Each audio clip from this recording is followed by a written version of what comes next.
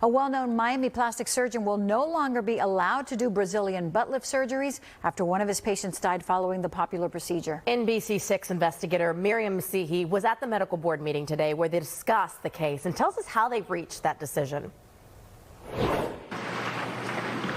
Dr. John Sampson says he's done 7,500 Brazilian butt lifts, or BBLs, and has never had a complication until last summer when one of his patients died following the procedure. There's evidence that fatigue plays a role, and I think that's something that he should have thought about, to start an elective surgery. That's the most dangerous cosmetic surgery in the United States at 8:30 at night after having operated all day.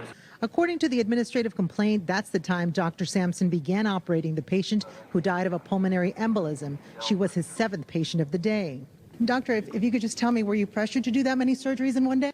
Dr. Sampson didn't answer that or want to talk about his decision to accept an agreement that would permanently restrict him from performing BBLs or serving as a designated physician at office surgery centers. The decision comes a day after the Board of Medicine referenced Dr. Sampson's case when discussing the possibility of limiting the number of BBLs a surgeon can do to 5 a day to avoid fatigue.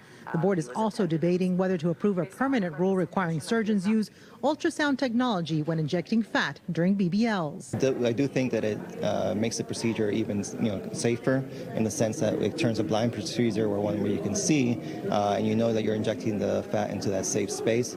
Experts say that safe space is between the skin and the muscle, citing evidence that every BBL death they have reviewed has happened when surgeons inject fat into the gluteal muscle, causing a pulmonary embolism. Because of that, in 2019, the board put a rule in place saying surgeons couldn't inject fat into the muscle, and the state says when Sampson did and his patient died, he fell below the standard of care. We already have rules in place that say we need to inject in the subcutaneous space. Obviously, we've not done a very good job of following the rule.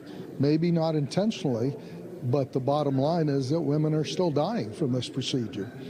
And that is why the board is expected to approve a rule requiring surgeons use ultrasound technology during BBLs. That's going to happen before September. As for Dr. Sampson, although he can't do BBLs, he is allowed to do other surgeries, but will no longer be able to call himself a board-certified plastic surgeon because that was stripped away from him when he accepted this permanent restriction. In Fort Lauderdale, Myriam Masihy, NBC6 News.